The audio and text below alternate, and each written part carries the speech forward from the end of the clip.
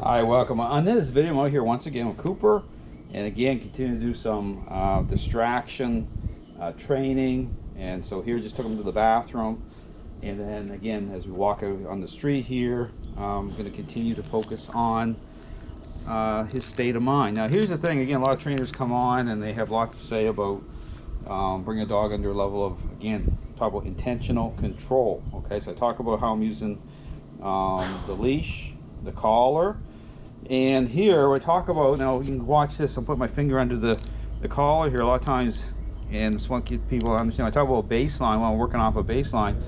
Baseline is just the level of intentional control that's needed based on the current state of the relationship. So what this does is it actually takes stress off the dog. Okay, so as again, when you're in the middle of a relationship problem, the issue about clarity, okay, the themes I talk about in terms of control. So right here, that's a good moment, that's a good kind of moment to see, just because there's a level of control here already.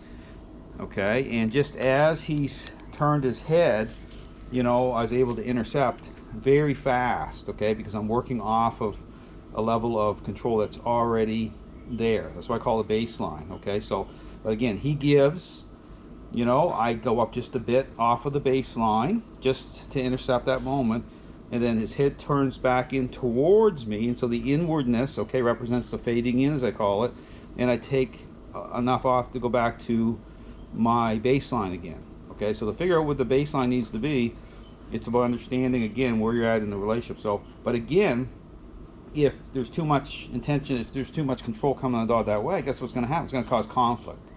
Okay, the dog's going to go into a level of challenge. You watch my videos, that's not happening. Okay, dog's coming into agreement with this because it makes sense. It's like it's a transition from, again, in terms of perceptions changing, transition in terms of the roles themselves.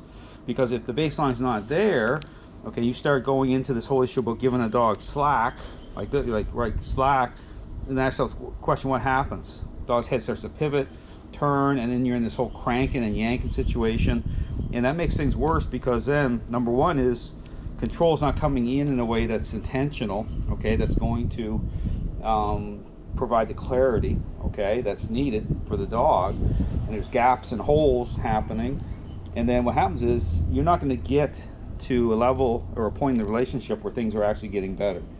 Okay, you're in this whole kind of a back and forth type of a process that isn't going to actually create the change that's needed, especially getting into some dogs I call the 1 percentile dogs. So here, you're working off a baseline, and what happens is, and this is the other thing, is this is temporary too. So as with Cooper, as change happens, okay, his level of reactivity starts to diminish. His look just starts to become a look. So we talk about, some trainers say, oh, Dale's not let Cooper looking at another dog or at whatever it is that I'm intercepting. Okay, I already know that he has unhealthy thinking. Okay, I call stinking thinking based on the current state of the relationship.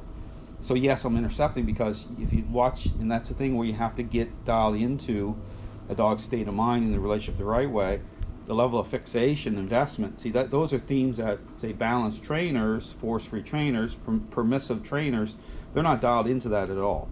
Okay, so that's why you see a lot of trainers just stand there, and the dog is, has gained control of the relationship, and you pay attention, and the dog is just fixating and investing at a really bad level.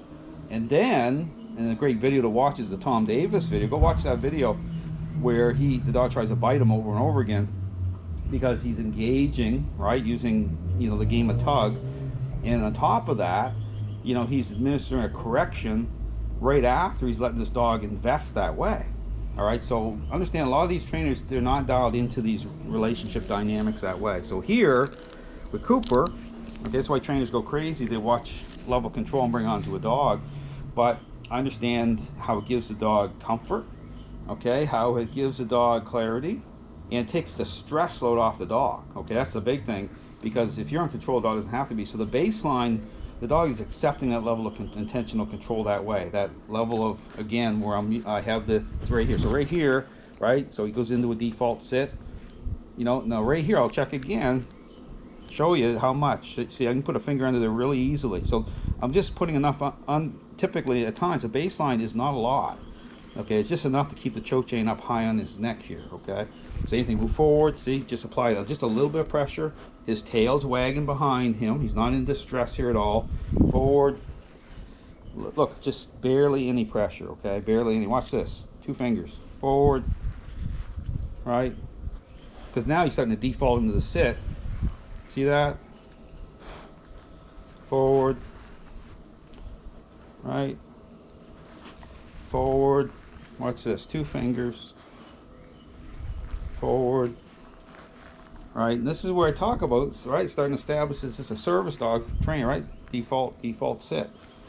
It's a demand. So right here, you see he's getting a little bit, so I'm just putting a little bit more. Forward. Default sit.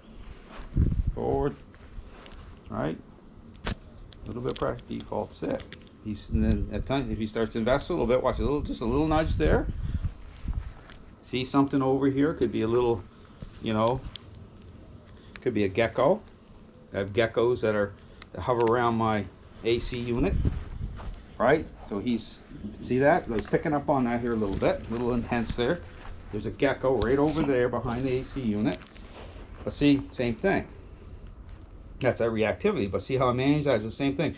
I had to work off the baseline, so a little bit more intense there. But I'm intercepting back. See, he's trying to, still that gecko awareness, right? Forward. But ask yourself the question, what do, learning-based trainers, how would they deal with something like that? What do they try to bribe the dog, right? They'd be in a panic state, things get out of control, and they'd be reaching for the treat pouch, and it's a disaster, okay? Here, this is about getting to a level where, at a certain point, he's not even going to pay attention to the gecko, right? Because that's why the service dog training industry is in a mess, because this whole issue about, okay, what's the process here? Same thing. So he starts to get a little intense. The same thing. I'm securing them into, again, get a little bit more hands-on. Now I'm going to pass out through the door, out to the front. Same area I've used before. And same thing here, right? Finger, finger under the choke chain. I want to keep up nice high in his neck. There's a baseline there. There is some control, attentional control happening, because this gets into this whole issue about free will too. People talk about, I talk about this in my videos. Think about the selfish child. It is just about free will that way. Once a relationship problem is underway, once a child is selfish, well, free will takes on different meaning based on the parent's role in the relationship itself, right? You're in the child's airspace. If they had true free will, it'd be like, oh, just go hang out with your friends and keep doing what you're doing, and within that permissive parenting style, and just think about it. Or is it like, no, I'm shifting gears here a little bit because I'm in the middle of a relationship problem? So freedom comes, okay? So yeah, I'm taking away his choices that way. But then again, Zach George just put out a big video about, giving dogs consent. Ridiculous, right? But that's the slippery slope people go on. So here, this is about the relationship. Dogs are pack animals, so it's all about the relationship to strengths and weaknesses defined that way. Okay, how the dog's connected at that level socially. So same thing. So here I'm just nudging. So we're not even focused on distance right now. I'm just tapping a little bit. And the inwardness, again, I mentioned the inwardness. Doesn't have to be looking up my eyes, but that inwardness, okay, and that's the tangible thing you gotta look for. That inwardness, represents that letting go and the fading in and not investing that way. So